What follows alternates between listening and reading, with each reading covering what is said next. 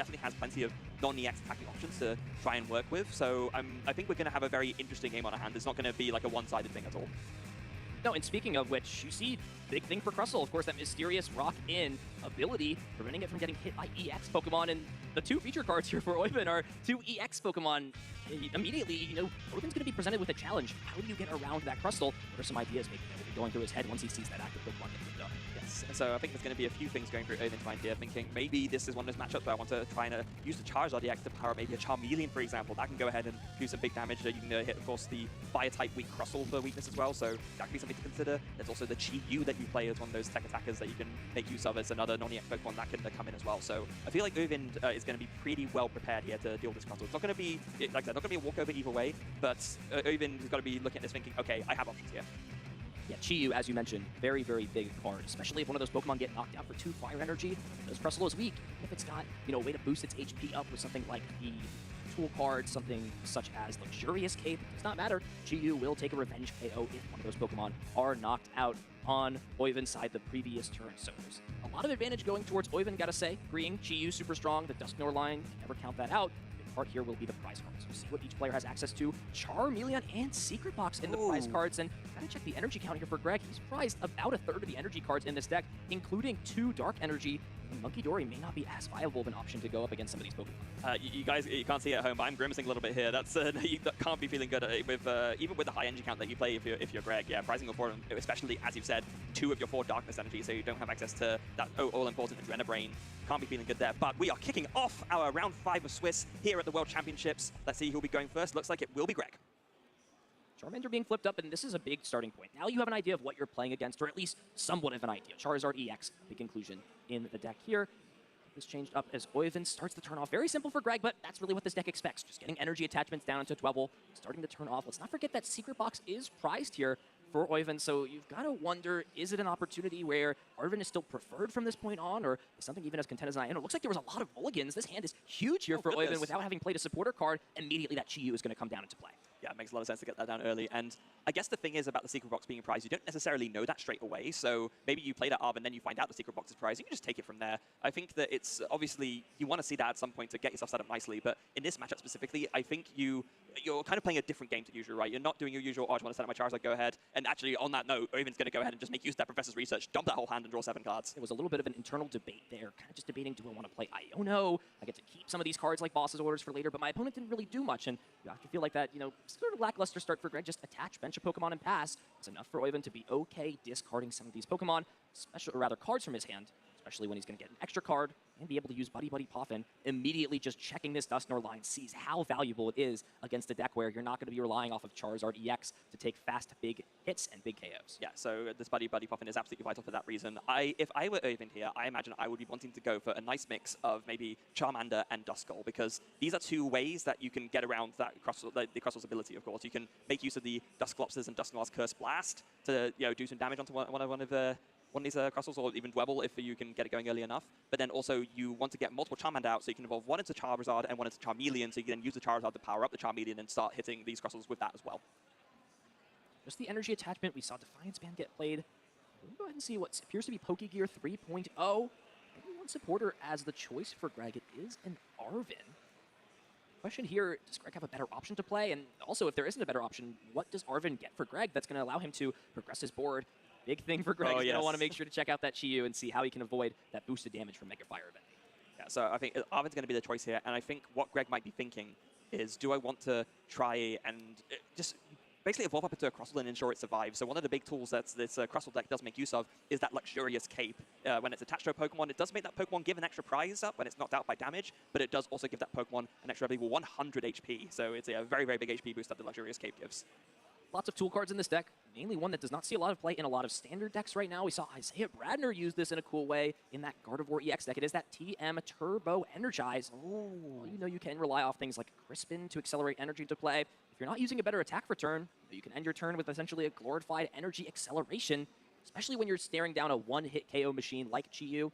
I do expect a big priority for Greg here is making sure that not just one Crustle, but maybe even 2 or 3 are ready, so that when Mega Fire of Envy is used, there's a guaranteed response KO, so Greg does not have to worry about easy access to another one-hit KO, albeit it's still possible thanks to that Infernal Rain ability. Yeah, I think that's definitely something that Greg will be considering, although it looks like the choice is going to be actually just another luxurious cape, so no Turbo Energize this time, it looks like.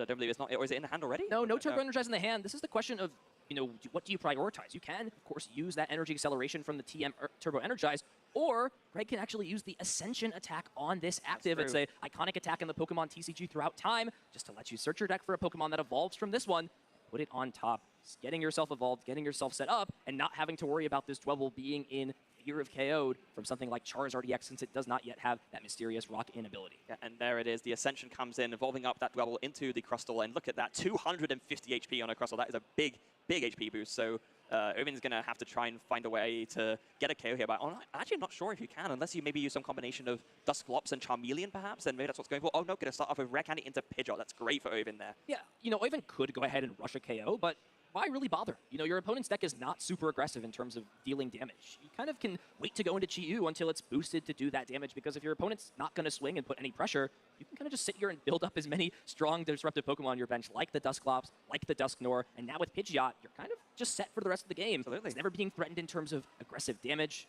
280 HP is more than enough to survive a couple of those superb Scissors attacks. So now the question here for Oivin is, got the first step out of the way. Setup is clean, Pidgeot's in play. Now with these quick search abilities, what type of board Freya do you think he wants to build towards in this situation? So it looks like kind of going along what you were saying, considering maybe just not even going for a Rare Candy to evolve that Charizard up straight away that is in the hand, maybe thinking about going for a Charmeleon instead, or it could be even, maybe preempting, actually going to go ahead and quick search for that Arven, and then from that we'll be able to grab a Rare Candy and a TM Evolution. So very much going for this approach where you just set up your board as well as possible, and maybe you can just do a bunch of shenanigans with Dusclops and Dusknoir with Curse Blast, and then maybe you just clear Greg's entire board and just win the game that way. Yeah, and a small choice that didn't seem super relevant, if Oivin wanted to go for a TM Evolution, was attaching that Defiance Band to the active, right? That Pokemon does not have the ability to get another tool card attached to it. With there being no energy in hand here for Oivin, it means he's going to just have to go and grab some of these Pokemon manually and just use that TM Evolution as discard fodder. Looks like it will actually be getting a little bit aggressive in this spot. It's going to get the Rare Candy number 2, Charizard EX gets evolved, Infernal Rain searches out Fire Energy from the deck. With these energies being placed onto both the Charmeleon and the Chi-Yu, you just see a 2-hit or 3-hit rather KO start to be set up, thus taking double damage. So that, I do believe then, yeah, it's going to be a 3-hit KO, but also this goes back to something you were saying right at the beginning. It is kind of aggressive, but also not. You're not really that scared of the Crustle doing much to you. So yeah, maybe just going for the 3-hit KO here is completely fine. Or even like next turn, if you want to go ahead and try and speed things up a little bit, you still have the access to quick search. Maybe then next turn you go ahead and start doing some more shenanigans with Duskull and with the Dusclops and the Dusknoir, and then you start really putting the hurt on Greg. Yeah, even though this damage doesn't seem super relevant at this point, you've always got to remember that Defiance Band can be triggered very easily in a spot like this. Yeah. With the use of one of those Dusclops or Dusknoir abilities, you can just go ahead and not only give yourself the plus 30 boost, which essentially acts as plus 60 because of the weakness, but you can also just put those damage counters on another Pokemon to put pressure onto it. You can take a one-hit knockout on Monkey Dory, for example, if you have that Dusknoir. So 100 damage, going to put pressure on Greg's side immediately. And we just saw that Irvin had a look at the Luxurious Cape and picked it up. I think he was looking to make sure that the extra prize card that you take from it, if it only takes effect when you do damage from an attack, which that is indeed how it works. So I think being very careful to make sure that when he takes a KO, it is with an attack, so you can actually take the extra prize card and essentially, turn KOing a Crustle into KOing a EX instead of a single prizer. Now a very interesting choice for Greg. Crispin, the supporter of turn. I'm sure we'll see the Grass Energy be attached from that effect to the active. And now with this Dark Energy, you've got two choices, right? Monkey Dory could use Adrenabrain this turn to heal damage off. Right, is that really better than just slowly starting to power up this Crustle, because Chi-Yu is waiting on the bench and he's ready to get in there? Yeah, you got to be a little bit careful about falling into that. It almost feels like if you're Greg, you're kind of doomed if you do, doomed if you don't, because you're going to play into that Defiance Band potentially. But if you knock it off the Charmeleon off the board, then I guess you're not as worried about it, because you don't know. It seems unlikely there'll be another Defiance Band waiting. These Charizard lists don't tend to play more than one, but yeah, a lot to think about for Greg here.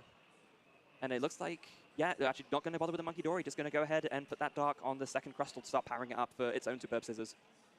Yeah, and this is really where I wonder, if Greg is going to start attacking and start swinging into Pokemon, I would really love to see him at least have 2 energy on the bench Crustle, so that when Chi-Yu inevitably comes up, you can at least take it out of play and force resources out of Oivin to re-establish that. With how the board is stated now, Chi-Yu can take the knockout, and if there's no Crispin on the following turn for Greg, it can even just retreat to the bench and wait until something else gets KO'd to get that full damage from Mega Fire of Envy, as Oivin will just continue to search out these pieces every turn with Quick Search. And I do wonder, in a matchup like this, does Greg have access to the tools that are needed to deal with the wide variety, or rather enough variety of attackers that Oyvind has to deal with the safeguard? Well, this is one of the other problems that Greg's deck has. Like, generally speaking, one of the weaknesses of the Crustle deck, it doesn't have as reliable a consistency engine as some of these other decks have. You're relying on buying turns, just drawing once per turn because you can't be hit to see you through. That's essentially the deck's consistency in quotes. But when you're dealing with a deck that actually can hit you pretty quickly early on, that's not really an option anymore. And if you see here, yeah, this Chiu's just going to come in, and it will be a knockout for 2 prize cards. So that Mega Fire of Envy coming in and making sure that Luxurious Cape is triggered. So 2 prize cards for Oyvind. More than content taking those 2 prize cards, using Quick Search to get that Dusclops evolved and into play. So there could be a lot of fireworks in the following turn. Does top deck Pokegear 3.0? If there's a Crispin in hand, there was. Okay. However, Greg just did not have knowledge that that would be the top deck for turn. I have to imagine if Greg knew all of this would unfold as it did, Crustle could have come into the active spot. The Crispin's great and can power it up, but with there now being no way to move the Monkey Dory, thanks to it having a single retreat cost, I'm not sure Greg's going to be able to pull off an attack this turn if that is the supporter of choice. Yeah, I don't think so either. So now, that means this this choice off the Poké is a little bit tricky. And actually, with that decision, with that commitment, decides that maybe just going for the Arven here is better. And I think I kind of have to agree. You've committed to not attacking, so instead maybe now, yes, you go for that Turbo Energize and you can go ahead and get this Crustle fully powered up now. That means this Chiu will not be under any pressure and can potentially just pivot into attacking with a different Pokemon this turn to KO the Monkey Dory. There is only 2 Fire Energy, of course, on the board. That Charizard EX Infernal Rain ability already been expanded. So this board is getting a little bit congested on Oyvind's side. Could always free spots up with something like Dusclops. But for now, Greg's going to hope that a couple more crabs can get the thing done, get this job finished, accelerate those energies with the TM Turbo Energize. Oyvind, is ahead in this prize trade. He's got plenty of solid Pokemon at play. And more importantly, still a large amount of resources at his disposal. Could allow him to just push through, 1 to 2, even 3 more of these Crustle, if there's that many available for Greg. I was just trying to think here, is there a universe where Oyvind can just take the win this turn with, if you can use 2 Curse Blasts and then get a Charizard going in or just something to finish off this Monkey Dory? I do believe that should do the trick, right? You can't do it with the Chi-Yu because nothing was knocked out this turn, so you can do Dusclops shenanigans to boost the damage that way. But I think depending on what Oyvind has, there is a universe in which Oyvind just takes the game this turn. I think the damage is capped this turn. Even if you use 2 Curse Blasts, you're only dealing 100 damage max with that Chi-Yu. So the Crustle having 250 HP thanks to the Luxurious Cape, and with there being no way to turn those tool cards off in the deck, means I think it's going to be just a little bit short. But why rush here if you're Oyvind, right? You're in a super solid spot. Even if you're not winning the game this turn, if you can just somehow boss the Crustle up this turn, put pressure onto it, hit it for 100, and if you have Rare Candy Charizard Super Rod next turn, you could just bring this Chi-Yu back, accelerate onto it with that Charizard's Infernal Rain, and Greg's just really not going to have a response to another Chi-Yu attack in these next following turns. And I think Oyvind is planning ahead for exactly that. Quick Search fired off there, does go ahead and grab that Professor Turris scenario, of course. Support a card that lets you take any one of your Pokemon and put it back into your hand. So going to go ahead and pick up that Charizard, rebench the Charmander. So the Charizard is ready to go in hand. And I'm now going to go ahead and retreat into the Charmander. Oh, specifically the one on the left. That was very, very important. Yeah, setting the trap, essentially. I'm not sure either of these Charizard are going to be evolved this turn, so it really doesn't make a difference. No. But Oyvind is essentially saying, come and get me. If you knock this Charmander out, I have a response KO that's going to be way more valuable. And if you don't, if you just leave this Monkey Dory in the active spot, I could grab Rare Candy out of my deck, guaranteed, thanks to Quick Search, while also powering up the Chi-Yu. So while Greg has bought himself an extra turn to maybe get down another Dwebble, get some energy into play, you really have to wonder, what is the end game for Greg? It's not about prizes with this deck. No, it's about removing threats. But there hasn't been a single recovery card played yet for Oyvind. We do have to note that 1 Super Rod is in the prize cards up at the top here for Oyvind, so potentially it's not going to be accessed until a little bit later in the game. There are 2 in the deck. It is possible. Actually, Oyvind taking his prizes from the top, mixing things up on us a little bit. That's actually a really good prize card take. It's one of the old arts. It, kind of confused me there. That piece, rather from Neo, that Super Rod, it looks like. Out before you were born? Oh, yeah, we don't talk about what cards come out. We could have long conversations. For all I know, Sun and Moon was released, before I was born as well at this point. So Greg's going to go ahead and use a Pokegear. I'm sure that really wasn't the supporter he wanted. It could, however, turn out to be a point decision with boss's orders in hand. Go after Chi-Yu and hope your opponent doesn't have the necessary resources. And I have to wonder, or maybe lean towards yes, as that Quick Search just grabbed a piece that was held and nothing else was played. In a 5-card hand, right, how good could Oyvind's combination of cards be? We need to have the Rare Candy, Charizard, Super Rod, Nest Ball, all of those pieces. Is that likely with a 5-card hand and just 1 Quick Search at his disposal? Probably not. I think if you're Greg here, I think you weigh everything up, and it may be slightly marginal, but I think overall, yes, maybe this is the time you go for it. And it seems like Greg agrees, although, yeah, you can tell it's a very, very tough decision because I think it's very marginal which way Greg to do it. And actually, Greg changes his mind, just decide, no, you know what, I'm just going to pass here. So Greg weighing his options, just going to take another turn pass with the Monkey Dory in the active spot. we're sort of at a little bit of a mini stalemate. Neither player really wants to commit energy cards to these other Pokemon, right? You could go ahead and use Rare Candy Charizard, knock out this Monkey Dory, but the Charizard kind of just does nothing when the board is filled with a bunch of Crustle, and more importantly, Oiven's only playing 6 energy total, 5 of which being Fire Energy, which that Chi-Yu does require 2 Fire to attack with that Mega Fire of Envy. This has now become a resource war between these players and a sort of built-in puzzle for Oiven specifically on how well he can deal with keeping his resources intact and having enough gas in the tank to get through the Crustles that are going to be slowly built up and pushed his way. Yeah, and so Oiven being, I think, very, very sensible here, knowing that it's unlikely, based on what Greg did previously, that Oiven's hand is going to get disrupted. So to build up the pieces, search the Rare Candy. You've already got the Super Rod. You've already got the Charizard. You already have the Dusknoir in hand. So I think waiting one more turn, Oiven can search this out. And then I think at that point, Oiven can put it all together for the win. Just playing it very patiently. I like the way Oiven's approaching this. We need to rush. We are in a back-and-forth pass war, Freya. Yeah. Each player just drawing for turn, doing what they can. It's a little bit more on Oiven's side. Does find the Dusknoir. Here's the quick search, but with the way this math works out, I'm not sure there's a way necessarily for Oiven to win.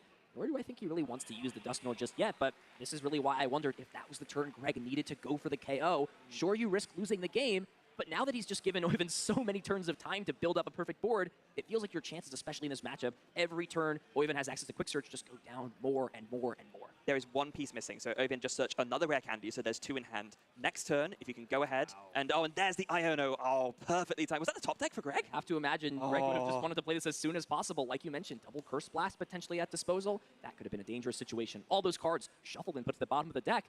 Now the question here, you didn't want to use that with Boss's Orders. Is now the time to put this in play? Still probably not, right? The Chi-Yu just can come up and guaranteed attack thanks to Quick Search, and we'll just see the pass again. So Oiven's now going to be at 5 cards and have to take time from here to rebuild this hand up and kind of start to see how this cycle is going to want to be played from both players. And so he's going to be thinking about it. Let's start to try and build up again. So going to go ahead and quick search. Let's see what Oiven finds here. Going to, at the very least as well, so obviously here you can search for one piece, but you can also now shuffle those cards that you wanted, which were at the bottom of the deck, to make you more likely to be able to maybe draw one of them during the next turn as well as your top deck. It is possible here for Oiven to win the game. If Oiven has enough Rare Candies and ways to recover the Dusknoir, you see double Rare Candy here, or not even double Rare Candy, a Fire Energy, plus a way to switch out this active, which would probably require Rare Candy, then Curse Blast 1 to KO the Monkey Dory, Curse Blast 2 onto the Crustle, plus another way to deal enough. You can't use the Defiance Band.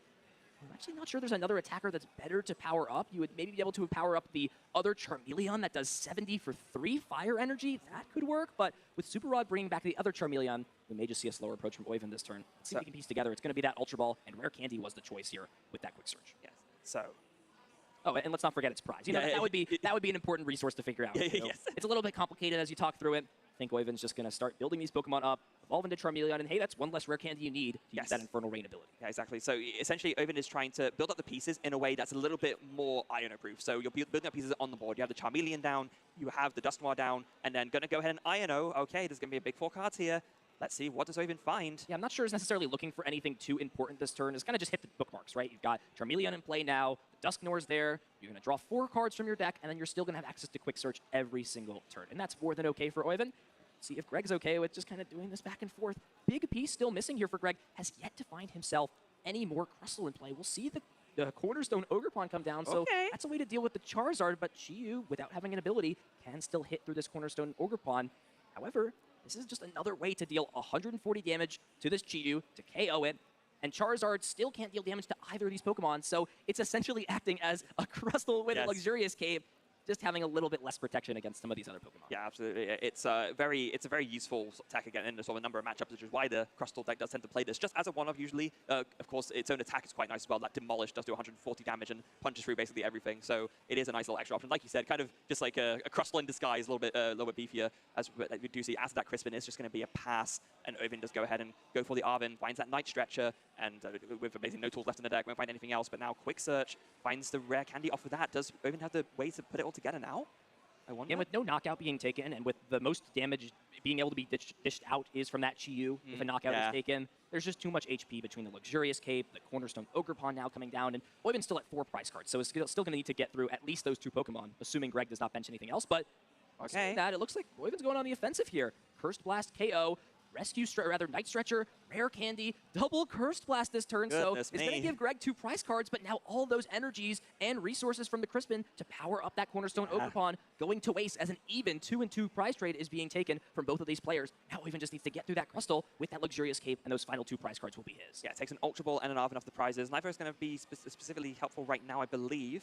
But you can go ahead, put a Mist Energy onto that Charmeleon, and then just going to go ahead and pass. Just deal with the Cornerstone Ogerpon while you can, basically. Yeah, and, in this spot, if you're Greg, you just cannot afford to take a KO, it feels like. Oh. Even if you do, the best option, there is essentially no best option. No. You have to do some sort of combination of Hand Disruption and Gust, with Counter Catcher being a possibility, with it being in this deck. It is not a huge inclusion here. We'll have to actually check through this deck. I'm actually not sure there are Counter Catcher in this deck. There's no Counter Catcher this deck usually doesn't need to use cards that bring up Pokemon from the bench. It's not a huge necessity outside of something like Boss's Orders. Really interesting, actually. There's no Counter Catcher, but there's 4 Boss's Orders in this deck. So Greg is, really relying off of things being even when it comes to gusting cards, and without having the access to both Hand Disrupt and bring up a Pokemon the same turn, could potentially be his downfall this first game. Yeah, and actually, it looks like Greg is just going to pass here. So back on Oven, there's the Charizard in hand, ready to go. Could use that to go ahead and power up something. You can power up the Charmeleon on the bench by evolving the Charmander in the active if you want to. Does go ahead and play an Arven, though. Looking at that Pal Pad, you're going to want that to get back that tourist scenario. We did see being able to, earlier on pick up that Charizard proved very helpful to Oven just to get that extra energy acceleration going. Yeah, a lot of really interesting card inclusions. I think I saw Squawkabilly earlier in his hand as it goes. We're not in Lugia times right now, are we? There are plenty of interesting card inclusions, but it's innovation at the end of the day, especially when it's on the item from Arven. Is it going to be the Turo that is shuffled back into the deck? Will we see something like Boss's Orders be brought back? We saw that discarded early on with the Professor's Research. Quick Search will find another item card. It is the second copy of Super Rod. With there still being another Super Rod available, I have to wonder if, with another turn of Quick Search, if Oven would be okay just taking a knockout with Charizard EX on the Monkey Dory, and then having enough resources for Super Rod and another Charizard EX to be able to close out the game, especially since this Chi-Yu having a Fire Energy on it means that even if you target the Charmander down, a single attachment will still allow it to attack, meaning there's no real way to just deny every Chi-Yu option available. I think with this move right here, what we're seeing is Super Rod shuffling in as basically a 1-0-1 Dusknoir line and the Fire Energy, and there's a Buddy Puffin ready to go in hand as well, which is, as we do see now that gets played. I think we're going to see here a setup for next turn, another Curse Blast, and to finish off the game that way, just by sending up enough damage onto the Crustle so that you can KO it with damage from an attack, and then that Luxurious Cape will give up the 2 prizes and you win from there. I think that's the plan that Oven's going for. This would make a lot more sense, if the Charmeleon was still available. It isn't the prize card, so if you don't draw into the Charmeleon off of one of these 2 prize cards, with there being now no way to recover the Chi-Yu again, if your Charmander, or if your Chi-Yu goes down and you don't draw into that, how are you dealing that last 150 damage to that Charizard, or to this Crustle? You evolve this Charmander into the active, you power up the Charmeleon onto the bench, and then you're doing 140. With the Curse Blast damage, that'll be enough. That's how you get there. Curse Blast, it does work. The Briar could also take a KO. However, you would have to use a Terra Pokemon to deal that damage, so it is sort of a weird spot. Oh, I understand this now, too. Thank you, production backstage. It's a little bit complicated, but I'll explain here through the viewers. Greg's going to go through his turn and figure this out. If you just use the Curse Blast to put your opponent at 2 prize cards, then Briar is active, meaning you can just use Burning Darkness on the Charizard EX to KO Monkey Dory, thus closing the game out, meaning now Greg can't feel comfortable leaving this Monkey Dory in the active, since it essentially can be treated just like a 2 prize Pokemon. Does Greg know that Oven plays Briar, though? It's one of those things that you usually got shuffled back in. Oh, it comes to the Pal Pad. Oh my god. Okay, right. So I didn't even realize I got scarred earlier. So yeah, now Greg is very aware of that. So yeah, with that knowledge, oh no, Greg knows it's a very, very tough spot now. Are we going to see? Oh, no, I was going to say Mind Bend, but no, that's not a Psychic Energy. So it's going to have to be the Hand Disruption instead. It's going to have to be Iono. Yeah, and you can't even take a KO on this Charmander because Quick Search again just guarantees the Fire Energy attachment to this Chi-Yu. There's no Counter Catcher in this deck. Have to stress it again here for Greg. So he will put Oven to a 2-card hand, and Quick Search plus those 2 cards may not be enough pieces. But what do you do here if you're Greg? You passing or just attacking? Both those options seem really, really bad. Even leaving this active Monkey Dory means your opponent has a chance to just close the game out if they have the correct combination of cards, either this turn or in those future turns thanks to that Quick Search. So that Briar combined with the Curse Blast, as you rightly said, force Greg to be on 2 prizes, so you then can play that Briar and just turn that Monkey Dory into a 2-prizer. So it's going to be a retreat to the Crustle, and it's going to be a Unhinged Scissors. I don't think he can afford to attack. He's just going to have to pass the turn with Crustle, because if you attack, the Mega Fire of Envy is guaranteed. So he's going to have to disrupt the hand this turn, and then look to play Boss on the following turn to target the Chi-Yu. Oh, right, because you can Quick Search the extra Fire Energy you need. So yeah, it is guaranteed. Exactly, it is guaranteed to the deck. So Oiven's going to have more time to build this setup. do wonder if there's still a boss's orders in the deck. Now, you can't play Briar and Boss in the same turn. It's not a possibility. I think I do see a boss, I think. Just one. The list plays 2 boss's orders in total, so... It is an option. I have to wonder here, if you're Oyvind, rather on Greg's side, does the win condition from this point switch from winning via prizes to just trying to deck your opponent out? Because it seems from this board state, neither player really wants to do anything. If you commit energies and attack with the Chi-Yu, then you're putting yourself at risk potentially for, the Crustle to take the KO, and you can't bring the Chi-Yu back. And if you don't take the KO, then Greg's just going to keep passing with more cards in deck, and Oyvind eventually is just going to deck out. So this is a really interesting spot where it seems that both players' best condition at this point is to just continue passing the turn. And it seems with the amount of cards in deck, if there were to just be a stalemate, Greg is favored in this position. Yeah, potentially. I think the problem is there are still enough resources left in Oyvind's deck that in a stalemate situation, Oyvind will eventually find all the pieces just put together this last KO turn. I think that's going to be the biggest problem that Greg has. So in the end, maybe a stalemate goes in his favor, but not before Oyvind can find all the bits he needs, because he's been very clever. He's made sure to get things back with the power pad and the super rod, and it's been always exactly what he needed every single time. Yeah, I mean, that is true. Things are not over till it's over. Pokevital A is another card that makes sure things are never over when it comes to this Pokemon. It is probably one of the least used A-specs in competitive Pokemon. There are some A-specs that see no play. This one is very interesting. It is a super potion, and I mean that not literally, but figuratively. This is something you never want to see when you're 10 HP, 20 HP away from KOing a Pokemon. And with that Pokevital, it means a poking strategy from Oyvind would not work, since you would just heal that damage off. I feel like Oyvind, really had a game plan through this match, but it could have been, that Super Rod trying to just tunnel into that Briar play. That could put him into a sticky situation because, again, you can't play the Briar and Boss in the same turn. And that combination and that fact being a truth means that with no way to recover Chi-Yu, the resource war may have shifted back into Greg's favor. How many rare candy does Oyvind have left? There's one rare candy. Just one, yeah. That's what I figured. I remember seeing 3, so yeah, 1 rare candy left. And he's Oyvind's already committed to using this rare candy for a Dusknoir, because we saw that line was shuffled back in, and as we've talked about a few times already, the Charmeleon is prized, so you can't really afford to use one Charmeleon to evolve into a Charizard, and then evolve one Charmander into a Charmeleon to get the attack that way. So this one Charmeleon being prized is really, really putting the hurt on Oyvind here. Did we just fail Quick Search? I'm not sure Quick Search was failed, but you do have to grab a card when you use Quick Search, so just want to confirm that that was the case. I'm not sure if Oyvind grabbed a card, or it looks like it was the rare candy. Oyvind's good. Grab the rare candy, use the Town Search to search through. Oyvind's playing this deck for a while, so let's not doubt him in the spot. But looks like we're going to start to see the aggression come in. Charizard EX is finally making its way onto the battlefield after being picked up time and time again. That's the big number, though, Freya. 3 fire energy available. What do you do? Do you start to use steady fire breathing? You can do 60 every turn and power up the Chi-Yu. But again, that Charmeleon's in the prize cards. And with there only being 3 fire energy, how many fires are in the hand here for Oyvind? Because he's attached a fire energy to this Charizard EX. I wonder if there's another fire even available, right? 4 in play, 5 in the list. It's 1 in the hand. Recover. There's one in the hand. Is 1 in the hand, okay. So yeah, steady fire breathing, there it is. And steady wins the race, something along those lines. Big top deck here for Greg, finds the boss's orders. That's huge. This could be the opportunity, I think, where Oyvind could have the Chi-Yu fall with no way to recover. And while Greg does not know if the other Charmeleon is in the deck or not, if you use this A-spec, heal the Crustle and all of its damage off, and then play boss on the Chi-Yu, I don't know if there's a way to lose the game outside of that. You would have to have Rare Candy, Dusknoir, and the Charmeleon plus the Fire Energy. See exactly what the choice is. We're just going to see the Monkey Dory move the damage over. Does he want to go for this boss? I feel like this is the best opportunity to, because of how much your opponent has leaned into this Dusknoir line. But then if that's the case, surely you want to move the Monkey Dory, use the Monkey Dory to move damage onto something else. The fact that Greg has moved it onto the Duskull gets me thinking. This is still a risky spot. I mean, assuming every card was in deck here, Freya, if Oyvind just has Rare Candy, Dusknoir, and the other Charmeleon plus Fire, that's game over next turn. Absolutely it is. So assuming that there's some sort of route, I feel like you've got to go for this boss play now. Greg understands that. Bring up the Chi-Yu and essentially put the pressure onto Oyvind for the first time in this match. It took 35 minutes almost, Freya. We'll just heal everything off. Understands this is what it's going to come down to as Crustle uses those superb scissors, takes the KO, and Oyvind is now on the backseat pressure. Can he win the game this turn with a KO? We'll see the Rare Candy into Dusknoir. We'll go ahead and evolve that Pokemon, put it as to an option. But I do wonder, can Oyvind do anything else? I don't know if there's a way to win this turn besides maybe down the line Briar Counter Catcher. That has to be, the only option available, it seems. Yeah, I think that might be what Oyvind is going for. So with that in mind, just going to go ahead and play the INO. 2 cards drawn. There's the Counter Catcher. There's the Quick Search. Finds the boss's orders as well. With the Counter Catcher in hand, can you afford to just grab Briar this turn, wait, and then use that combination?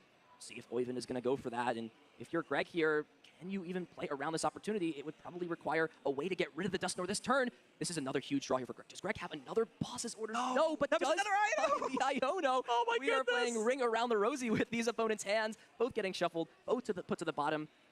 to see how this endgame finds boss off the 2 cards. For Greg, that means if there's one more turn available and you can boss KO the Dusknoir that already has 30 on it, it would be in perfect range. Oh no, just 10 damage short off of those scissors. Oh my god, yeah, 160 HP, 130. This is such a back and forth game, ladies and gentlemen. I never thought Crustle gameplay could get this exciting, but we've managed to do it here at the World Championships. I mean, we did say at the beginning this would not be like a washout either way. We said that this would be a very, as a Crustle game goes, very back and forth. This would have been the game here for Oyvind if he found either the counter catcher or the Briar, but I believe both counter catcher would put to the bottom of the deck thanks to Iono. Is just going to have to, again, over 2 turns, try and set this combination up, and is thinking about it, just going to pass the turn. Greg, do you have a way to take the game closed out? We're going to see the Chorus's Tenacity get slammed immediately and finds the Stadium card. This is a way to boost the damage here from Greg by 10. Yes. We're actually going to see a Stadium I never thought would ever come into play. Practice Studio. Practice Studio. This boosts the Stage 1 Pokemon's damage by 10, which means with the 30 damage already on that Dusknoir, the Unhinged Scissors would be able to close the game out. There's no hand disruption for Freya. And I don't know if this 2-turn setup is going to be able to stop Oyvind from his power combo down the line with the counter catcher. So I think this is it now. Yeah, with the hand not disrupted, Oyvind's going to draw counter catchers in hand. You're going to go ahead and quick search. You search for the Briar. You set up the damage onto the active with the Curse Blast. You counter catch the Monkey Dory. You go into the Charizard. You slam the Briar down. You'd be doing it in the right order to make sure, of course, that you actually can use it. Yeah. So Briar, Curse Blast, counter catcher, and Oyvind will take game 1 after an extraordinary 35-minute game. Wow, you see all the pieces being put together. Greg's still trying to piece together how this works. Briar used first, then putting your opponent to 1, back and forth, but Charizard reigns supreme, taking this long game 1. Things got complicated, but at the end of the day, even when hope seemed to fade, Oyvind was able to close things out and take a long game number 1. And I have to say, in true finish fashion as well, after such an intense game that was, Oyvind's expression is just like unchanging throughout. It's I'd love to see that. He's so cool, calm, and collected under pressure. It's one of the reasons why he has had so much success recently, especially that coolness and calmness has seen him through so many times, and it's seen him through here in a very, very, very intense game that we saw there. That was fantastic. It's just one piece short, right? If Greg could have just found the Lively Stadium and the boss at some point, maybe even preemptively playing that Lively Stadium down. Or not Lively Stadium, Practice Studio. Practice Studio. Then all of a sudden, that game flips when it seemed like Oyvind was always in control. Let's take a look back at that game 1 and see how things played out, because man, that game was back and forth. Yeah, that's a lot to talk about. So from the beginning, we saw, like we talked about before the game started, Chi-Yu was going to be big, and it was. So now Chi-Yu was able to take a KO early on a Crustle, and of course these Dusknoir Curse Blasts, they were really what enabled Oyvind to set up these plays and to deal with these very, very beefy EX blocking Crustles. So double Curse Blast did go ahead and take a 2-for-2 price trade onto that Cornerstone Mask Ogerpon. Of course, can't deal with that any other way, really. We saw that the boss's orders at just the right time to KO this Chi-Yu with the Crustle, but then after taking this KO, Oyvind was able to come in with the pitch shot, and after 2 turns, after like edge of the seat stuff, the Ionos just found the pieces needed to be able to do that Briar counter catch combo. And looking back at that game, I have to wonder, if Greg actually ended up tunneling, thought about that play to take a KO on the Dusknoir with the Lively Stadium, but if there was just a boss's orders to go to 1 prize, what happens there? How do you deal with that final KO? The Dusknoir just can't be used. And you knew the Briar was there as well, because you saw it get shuffled in with the Pal Pad. Yeah, I mean, it's not a situation you often prepare for, right? I'm sure, Greg in that mind might be looking back and doing a little bit of a head slap, but it's so tough. And this is just, nightmare situation for Greg. This Crustle deck wants to win long games, and with there being just over 11 minutes left on the clock, I'm not sure how much of a possibility that is for Greg, especially if Oyvind just, again, takes a slow and steady approach, is ready to respond to aggression. See Greg playing fast, but I hate to be a Debbie Downer. It just really doesn't seem there's a way Greg can close things out, assuming there's a setup here from Oyvind in the second game. So it's, So we had our game 1. Going to go ahead and just focus in on game 2 now, as we do see, the turn 1 wasn't great, but turn 2 can go ahead and Arvin found the Buddy Puffin and that Turbo Energize, so we'll actually be able to get a pretty decent setup going on here, so that's got to be something for Greg, at least in this game 2. And he's playing fast, you can see. We'll go ahead and see the Turbo Energize accelerate onto this Crustle. I don't know if we've seen, or rather onto the Dwebble. I don't know if we've seen Crustle try and Turbo out as fast as this, but Greg's got no other option. Just go ahead and do this. And Oyvind doesn't even care about the game playing out in a meticulous way anymore. Says, if you're going to put all these energies onto this Dwebble, I'm just going to get rid of it. And boom. From here, I think I've got the resources and the time to win out a second game. It was cool to see in that turn 1 Oyvind, because going second did go ahead and call for family, and actually will have to do it again, so not that much to work in hand. No supporters played, but still able to get out some basic Pokemon at least, and doing just enough to keep things ticking along nicely, as we see that call for family, going ahead and fetching another Duskull and a second Pidgey for good measure too. So, I mean, it just seems to keep getting worse and worse. All those energies now hitting the discard pile, 1-for-1 trade. Oiven knows he just needs to essentially survive the game for 9.5 minutes, and with the Chi-Yu being at the disposal as an option, with there being plenty of rare candy, Pidgeot options available, as long as he just, can eventually start to play supporter cards and get in here, it seems like, Oiven's going to have what he needs to stall this game out for long enough and win. And with Iono in hand, with there being the Technical Machine evolution, it seems there's going to be plenty of options to develop the board, especially with the Pidgeotto found in hand for turn. Yeah, so that's a pretty solid kind of recovery setup from Oiven, given a couple of turns of Call for Family, but now the TM evolution, and yeah, like you said, the Pidgeotto coming down, got to be feeling pretty good. 5 cards drawn, doesn't necessarily matter too much what they are, except, drawing that Pidgeot isn't great. Is there a Judge Call of some kind? I mean, Oiven drew 5 cards, that's the right amount, right? Or did Oiven draw 6? No. We'll make sure we get everything settled out, see exactly how things are playing out. It looks like Greg actually drew 6 cards. Oh, okay. No. Not what you want to see, especially down a game, especially at the World Championships, playing on the biggest stage where every game matters. We'll make sure things get resolved out. Things, of this nature naturally happen. It is the Pokemon TCG. Mistakes do happen. We've got an expert team of judges up there, some seasoned veteran judges who have been involved in the Pokemon TCG for a while. We'll see how everything resolves out. And especially when you're playing so fast, right, when you've lost such a long game 1 and you need to kind of turbo through to try and make it through to a game 2 and 3, it's just all the more likely that stuff like this can happen. And you think, oh, you forgot that you took a prize card because your opponent Cursed Blast, and then, yeah, unfortunate mistake there from Greg. But as you said, the judges are on it. We'll get to a resolution quickly. And once we know what that resolution is, we'll let you all folks know at home how we'll be proceeding. Yeah, still have to think about that game 1. So back and forth, and you can really see how sometimes small decisions in the Pokemon TCG, and more importantly, this idea of tunneling can impact the player's decision. Right? You think about a combination, you think about how that Dusknoir changes the entire factor of that matchup, and immediately Greg's thought process was just thinking about how do you go about getting rid of the Dusknoir, when if he had just taken a step out, scoped his vision just a little bit wider, he would see, well, if Dusknoir's the problem and my opponent has to let me take a prize card, if I just go to 1 prize, what does my opponent do? And you have to imagine, if Greg's going to think about this match, I'm sure, especially during a judge call like this, he's got to be kicking himself a little bit if he comes to that realization. Yeah, but the other thing is as well, we have seen all the best players in the world. They will make mistakes like this sometimes. No one is absolutely perfect all the time, and it'll be a learning experience, like it is for even the almighty Tord Reklev, right? Not so much necessarily a mistake, but not noticing the pass play option that would then made it so that Tord lost that top 4 game at NAIC. It's everyone has room to grow and to learn new things. So yeah, I'm sure Greg will be kicking himself a little bit, but also at the same time taking that away and bearing that in mind in future. It's hard to, see that down the line. And of course, Greg doesn't necessarily have an understanding of the full resources in Oiven's deck. If Oiven, for example, has another way to bring back the Chi-Yu or another Charizard option, there are always card counts that could shake things up. We saw a lot of really interesting inclusions like we mentioned. It's definitely not a very orthodox, normal list that Oiven has decided to build his Charizard deck with in mind.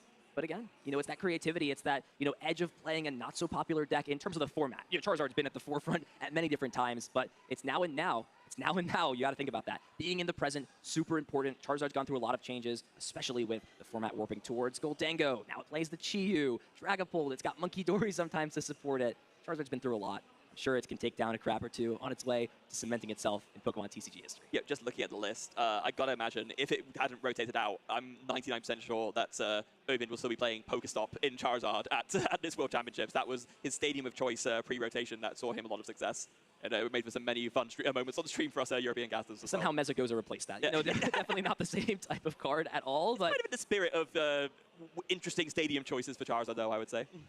It's just so flexible. Pidgeot can just work so well with Charizard. So once you get into play, you see the amount of time that goes on in the game. The longer the game goes, typically a player that has Pidgeot EX in play, especially when uncontested, right? Not facing, boss's orders thread damage onto it. When it just gets to quick search every single turn, it allows a player to, make these complicated combinations.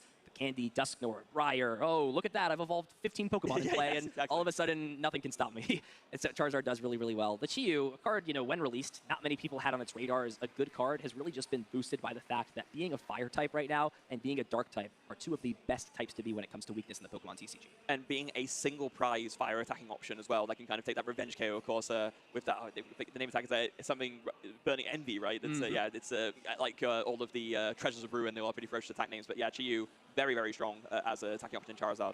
If you think about it, it's kind of taken the replacement role of the Radiant Charizard. Yeah, absolutely. Now, I'm not saying Chi-Yu is anywhere near as good as Radiant Charizard. I'm a Radiant Charizard believer. I loved that card when it was in the standard format. I haven't necessarily gotten onto Team Chi-Yu yet, I'll be honest. It's growing on me a little bit, but it does what it needs to do, right? There's a single prize Pokemon, 1 to 2 attachments, have it work. It doesn't have the one-hit capability, but against those Pokemon like the Teal Mask Ogerpon, like the Goldango EX, Genesect, essentially acts like a Radiant Charizard. It just takes a one-hit KO as a one-prizer, and just skewing the prize trade thanks to the one-prize Chi-Yu and the Dusknoir means your opponent is always under some kind of pressure when Pidgeot EX is there to just finish off that last piece of combo that's needed to take a big KO or close the game out. And of course, the Figure Charmeleon lines we see now as well, because now that you're kind of focusing on this TM evolution as well, kind of mentioned, where you're playing more the Pidgeotto. Before the Charizard Pidgeot decks might have opted to skip Pidgeotto entirely, but you're focusing on TM evolution now, so you have the Charmeleon as an attacking option as well. So there's plenty of like really good single prize fire options to go with, and that's what gives Oven such a good chance in what would otherwise might be a really tough matchup. And it's all thanks to that small culprit Budu. Yeah. Budu has caused Charizard to really have to rework. A lot of people originally ruled the deck out. They thought Budu was just the demise of Charizard, and it always finds a way to adjust and adapt, whether it's Battle of the IP Pass or manually evolving up into Pidgeot thanks to the evolutions from hand and the TM evolution. Charizard Pidgeot seem to always find a way. We'll have to see, as time passes, especially in this tournament, if it's going to be Oiven or another representative that takes Charizard to a strong finish, as it looks like this could potentially be its last World Championship. Oh, gosh, It feels like Charizard was released yesterday, but it was released in, what, the third expansion for... or close to that, a little bit later on, but still in that almost front half of the Scarlet and Violet now, right? We had the Charizard, then later down the line, the Future and Ancient Pokemon came out. We've got Trainers Pokemon now. So many different eras even within the Scarlet and Violet block of the Pokemon TCG. I gotta say, I gotta give a shout out. We were talking about the judges earlier, especially right now, the one doing the resolution, Michael Pramawat, of course, a highly decorated player, decided, you know what, being a highly decorated player wasn't enough. I now want to be on stream as a table judge at the World Championships as well. So very, very accomplished in multiple facets of the game. Clearly, he's at the judging table because he's washed and he's not very good at Pokemon anymore. The shade! This is all I've heard. Don't hurt the messenger. I'm just relaying what I've been told. No, I'm just kidding. Of course, Michael is a great player, and these two players are exceptional in their own right. We'll get things resumed. See what the result of that was. If there is a penalty at some line. Looks like time in the round at 8 minutes, so we're resumed at this point. Make sure we just get a confirmation of what is happening. It's just a warning, so it looks like everything was resolved. We're going to have as close of a game as possible, but again, got to bring the time back as a main deciding factor. It has already influenced how Oiven's played this turn out, right? Used the Curse Blast the turn before to just remove that Dwebble out of play, make sure Crustle does not get evolved. And now with this Technical Machine evolution, Pokemon are getting to put into play mainly that Pidgeot EX. Yeah. It's a good thing that Oven didn't have the second Pidgeot EX prize, because of course TM Evolution, it only works to evolve Pokemon from the deck, so if there was one Pidgeot prize, then Oven having drawn the other one would not have been able to evolve into it. But no, absolutely fine there. Finds the Pidgeot, finds the Dusclops, and now over to Greg, who does go ahead and make use of that Town Store to very quickly find that luxurious cape. Wants to, again, make all of these Crustals as beefy as they possibly can be. And going to go ahead with the Air Balloon free retreats, actually just into Crustle and pass, it looks like. Yeah, you got to root for Greg in this spot. He was so close in that first game, but you really got to ask yourself, even if Greg built up the perfect board, can he withstand the onslaught of Cursed Blast abilities and Chi-Yus being thrown at him over time? And with a 6-minute and 45 game plus 3 turns left, I don't know, as long as Oiven doesn't go out of his way to just use use Infernal Rains as he so pleases, I think it's going to be really tough. Especially when Call for Family is just going to fill this bench up, put the second Charmander into play, and those Dusclops essentially act as wild card spots on the bench, since when you use them, you can just open that bench space up while also putting some damage counters on your opponent. Yeah, it's not a great feeling if you're Greg, and anytime I take a KO, it means that Defiance Band is a thing, it means that I'm just playing into so many different things. It just, Chi-Yu is now a thing as well. Just every KO feels bad, and considering KOs are how you win the game, that's a really bad position to be in if your KOs feel bad. So just deciding here what to do. It looks like we're just going to see an evolution in the past. So again, those 6 prize cards aren't going to take themselves. Nope. You may get a nice assistment from the Dark Palm over from Dusknoir's side. That's not going to be enough. Every turn, Quick Search is just going to continuously grab these cards, set up for these combos. And hey, look, both Charmeleon are in the deck this time, and that means more rare candies being saved for Dusknoir down the line, and even Charizard if it's needed. I don't know if maybe that was some of the Michael Pramawat emblems coming in, but I think Dark Palm was the name of the Dusknoir's ability all the way back from the Diamond and Pearl era. You spoiled it. I was sliding it in there. No. Of course, yeah, Dusknoir, it hasn't had a high volume of super solid cards, but it always finds its way over time to be printed on a really powerful card. Yeah, this Dusknoir is no exception. I mean, the Sinister Hand one that moved damage on your opponent's side of the board, Dark Palm and now Cursed Blast. It's always been, like I said, just very interesting, powerful cards. Speaking of interesting, powerful cards, Charizard EX comes down, brings in that Infernal Rain. All 3 of those Fire Energies going straight onto that Charmeleon. I know we've got a lot of Charmander fans. I know people have Charmander as their favorite Pokemon. I know people love Charizard. It's their favorite Pokemon. Charmeleon's getting some love right now on this stream. I don't know if we've got a lot of Charmeleon fans, but Fire Blast is getting rid of this Crustle right now. I always say, Charmeleon, underrated design. I think Charmeleon is really, really cool, and I agree. Seeing some Charmeleon love on the stream, I love to see it. Oiven would agree with you. That is a hot KO. Combustion, rather. Fire Blast combusting that. Crustle getting the KO. Monkey Dory comes up, but again, the time is ticking away. Less than 5 minutes left, and there has just been a lack of energy flow on Greg's side. With that being the case, can't continue to just give this Charizard deck time. If you're not putting on pressure, it feels like you're just slowly getting consumed, buried in the sand. Yeah. Ogerpon's going to come down. It's going to, be another way to potentially build an attacker up. But the same Pokemon that can hit into this Crustle, especially when it has that luxurious cape, they obviously are not hitting the Ogerpon for weakness, but they're still able to deal damage slowly over time and chip away at that Pokemon. Yeah, and again, like you were saying before, I mean, I'm seeing a lot of passes from Greg. I'm not seeing a lot of knockouts, and given that you're one game behind, that is really not the position you want to be in, so cannot feel good in the slightest. There goes a Super Rod. Going to go ahead and shuffle that Duskmar back into the deck. And are we going to start seeing some Curse Blast action this turn? I think we maybe might. We could. That's half the recovery cards used for Oyvind from the deck, right? 2 Super Rod, or a little bit over half, right? There's 2 Super Rod in this deck and 1 Night Stretcher. So there's only 1 Super Rod left in terms of recovery from this deck. It's got to be manageable of those resources. Putting on pressure early, especially when there's low time in the game. On paper, it sounds good, but you never know what can happen to Pokemon TCG. Yeah. Keeping that last resource available, especially if you want to lean into the Chi-Yu, will be important. For now, though, excellent turn. Arven, Ultra Ball, all these Pokemon getting evolved. Cursed Blast plus Quick Search and everything has come together in this set here for Oyvind. What was it? There's a very quick search, kind of appropriately named there. Was it the rare candy that Oyvind grabbed? Looks like it's a surprise that we'll use later. Oyvind's going to go ahead and grab some pieces, see what's in the deck, and it looks like it was the rare candy. Oyvind, taking things a little bit faster in this game. See the Curse Blast be used. Is this going to be reminiscent of game number 1? This works too. You don't need to use another Cursed Blast. The 130 damage plus the 90, more than enough to take the KO on the Cornerstone Ogerpon. And now with just 2 prize cards remaining and that Crustle having a luxurious cape on the bench means that the victory is almost there for Oyvind. He may be able to close this game out with just 2 minutes left on the clock. We had a 35-minute game 1. We could have less than 10 minutes and things be wrapped up here in game number 2. I mean, if you're Greg, what do you do here? You have so many resources in hand that you think, oh, normally it would all be so great, but right now, yeah, I guess I know that's I know and pray at this point, right? What else can you do? I mean, that's a start. It really is, again, just putting energy into play. There have been 3 or 4 turns in a row of Greg just missing energy attachments down. Yeah. The Crustle can't even attack this turn if you use a supporter like Boss or Iono. And Greg, the strategy's not going to work. I hate to break it to you. You can't really win a game by deck out in 90 seconds. It's just not going to be possible. It's just going to bring up Charizard. And now if you're Oyvind here with such a commanding lead, it's really just about, taking it slow within reason, making sure you don't burn yourself out of resources. You've got plenty of cards left in deck. You've got ways like Iono to shuffle things back. And this is just an even better excuse for Oyvind to just burn the Professor Turo to get another use out of this Charizard and get it out of the active spot. Why not, right? Just go ahead and pick that up. Just remove that liability, essentially. And then next turn, you can just set up even further. I mean, I say set up even further. We have like 1 minute left to go. I don't think much is going to be happening on Greg's side, no matter which way you look at it. There's the Turo. Going to go here, picks up the Charizard, Pidgeot into the active. Going to evolve the Bench Charmander into a Charmeleon. You can just hold the Charizard for next turn, and yeah, just going to be a pass. Can safely leave that Pidgeot EX in the active spot. It will be needing a 3-hit KO over on Greg's side to take care of it. We'll go ahead and shuffle that Charizard to the bottom of the deck thanks to the Iono. With there being 30 seconds left, Greg at maximum is only going to get 3 turns, with this being one of them. And I hate to break it to you, this is not an attacking deck. Superb Scissors is not capable of being an attacking menace. I think Oyvind's played this game masterfully. He's shown control. I think with the time winding down this turn, we'll be able to take this win and go to 4-0, rather 5-0.